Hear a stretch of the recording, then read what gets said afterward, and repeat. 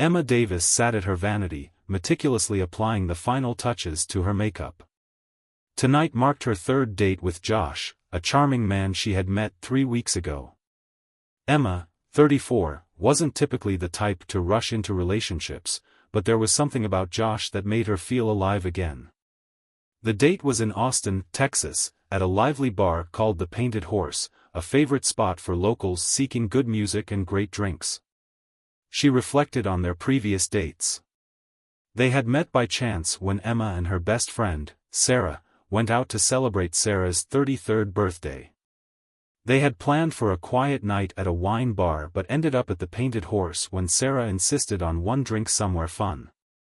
The evening took an unexpected turn when two handsome men sent drinks to their table, starting an animated conversation.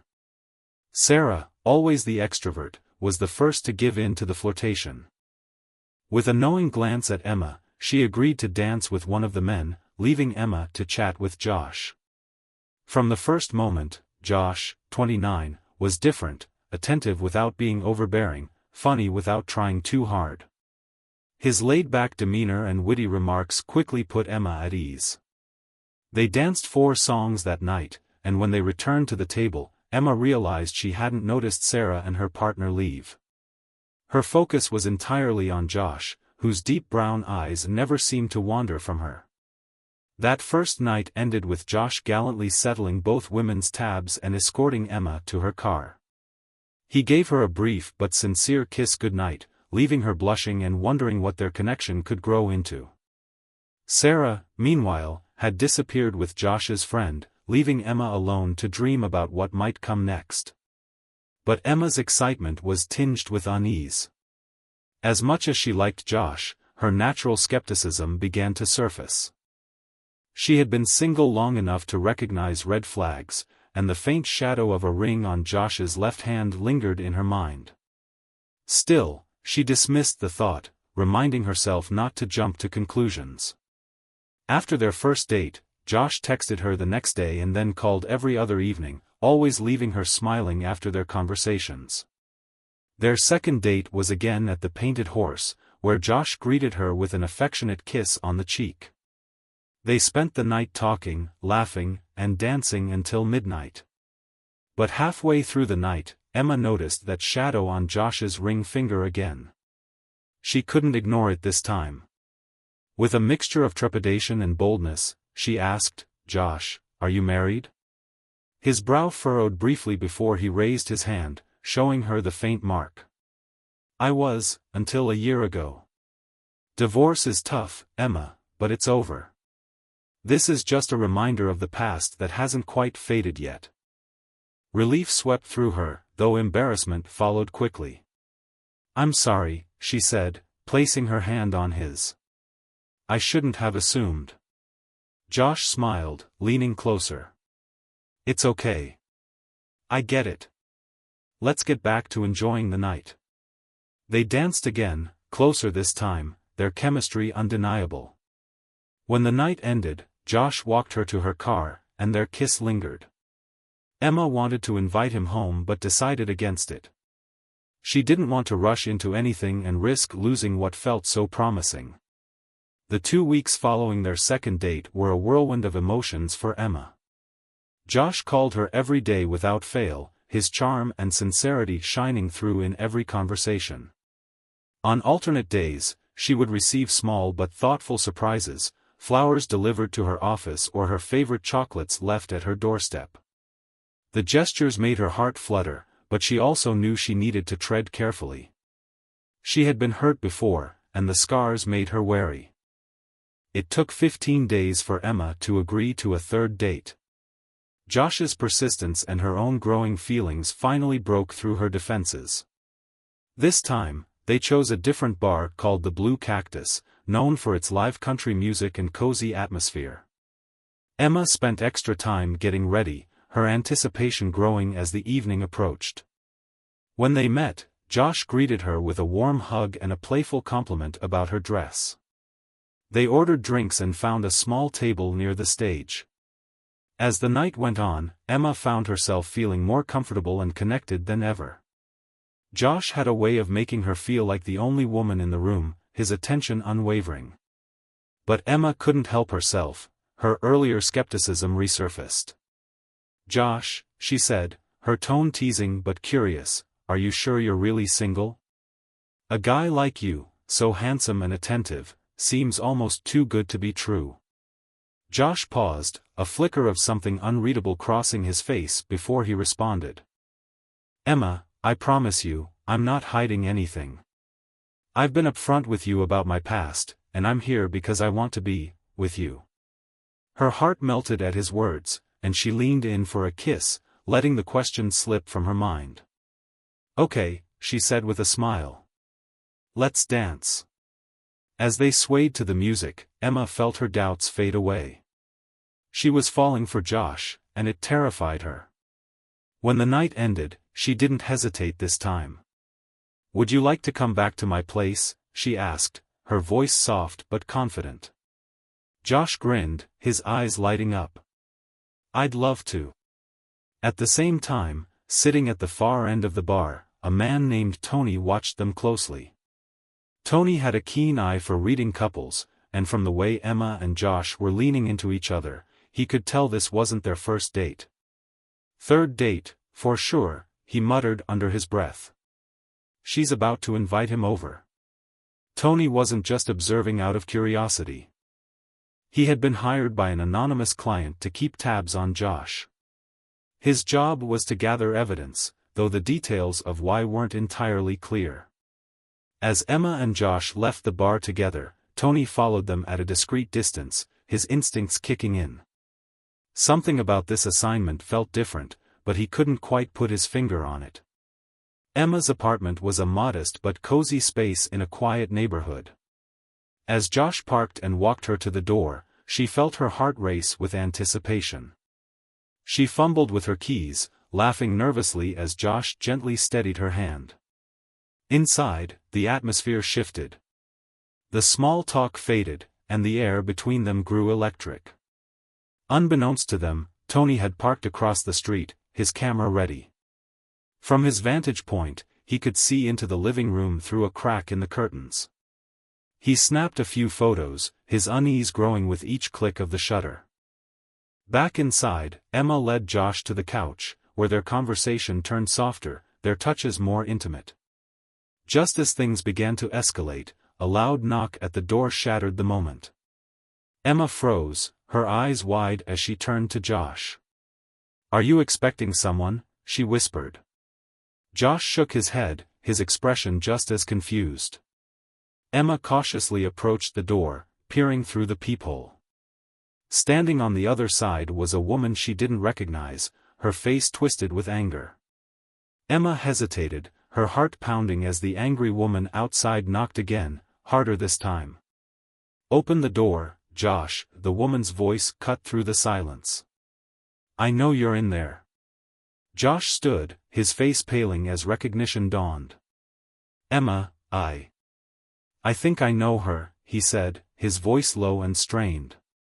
Emma's confusion quickly turned to suspicion. "Who is she, Josh?" Before he could answer, the door swung open, slamming against the wall. The woman stormed in, her fury palpable. She was tall and imposing, her sharp features twisted with rage. In her hand was a small but sturdy baseball bat. "You thought you could ghost me and start playing house with her," she spat, her eyes blazing as she advanced toward Josh. "After everything we've been through?" Emma stepped back, her mind racing to make sense of the situation. "What is she talking about, Josh?" she demanded. The woman turned to Emma, her glare cutting like a knife. "Oh, you didn't know? This charming guy here is a liar and a cheat. We've been seeing each other for months.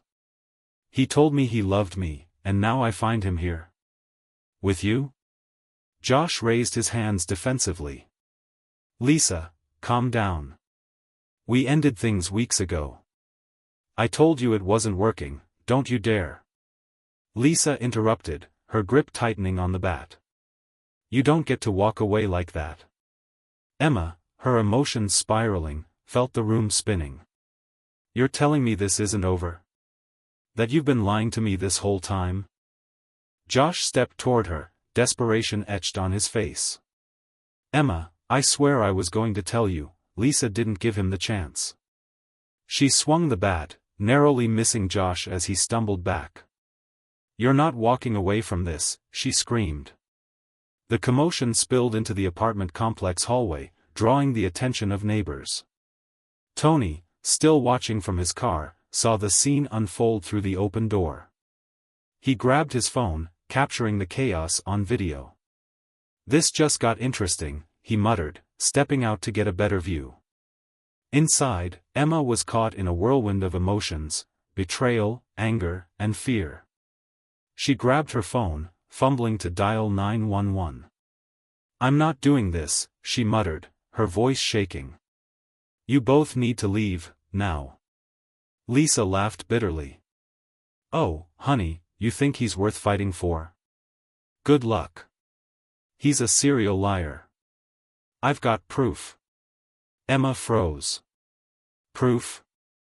Lisa pulled her phone from her pocket, scrolling furiously before shoving the screen in Emma's face. It was a photo, Josh with another woman, smiling, arms around her waist. That was last month, Lisa hissed. And there's more where that came from. Josh's face drained of color. Lisa, stop. Don't do this. Emma felt sick. She turned to Josh, her voice trembling. Is this true? Josh stammered, searching for words, but Emma didn't wait. She pushed past both of them and ran outside, desperate for air. Tony, standing a few feet away, watched her emerge. He lowered his camera and approached cautiously. Emma, he said softly. She turned to him, startled. Who are you? Tony hesitated before answering. I'm a private investigator. I was hired to keep an eye on Josh. Emma's eyes widened in shock. What? Why? My client suspected he was up to no good, Tony explained. I've been following him for weeks. Tonight was supposed to be my last assignment. Emma shook her head in disbelief. This is insane. What am I supposed to do? Tony gave her a sympathetic look. Walk away. From him, from all of this. He's not worth it. Before Emma could respond, Lisa stormed out of the apartment, her anger undimmed. You think you can just leave, Josh? This isn't over, she yelled. Josh followed, pleading with her to stop. Neighbors gathered on their balconies, phones in hand, capturing the spectacle. Emma glanced at Tony, her decision made. I'm done, she whispered, walking toward her car. Emma climbed into her car, her hands trembling as she gripped the steering wheel. The scene she had just left behind felt surreal, a twisted nightmare that had shattered the fragile connection she thought she was building with Josh. She stared out the window as Lisa and Josh continued their heated argument in the parking lot, Lisa's voice cutting through the night air like a blade. Tony tapped lightly on her window, his expression gentle but firm. Hey, he said. Are you okay to drive? Emma rolled down the window slightly, her voice barely above a whisper. I don't know. I just need to get out of here. Tony nodded. Let me give you my card. If you need to talk or if anything else happens, call me. This isn't the first time I've dealt with something like this. Emma hesitated before taking the card. Why are you helping me?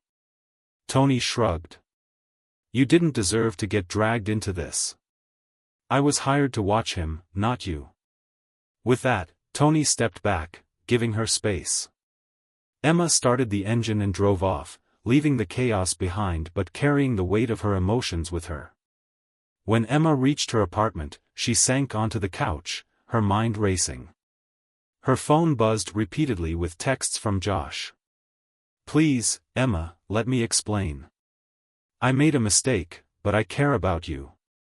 She turned the phone face down, unwilling to read more. Hours passed in silence, and Emma finally drifted into a restless sleep. Her dreams were fragmented, flashes of Josh's smile, Lisa's anger, and Tony's calm but knowing presence.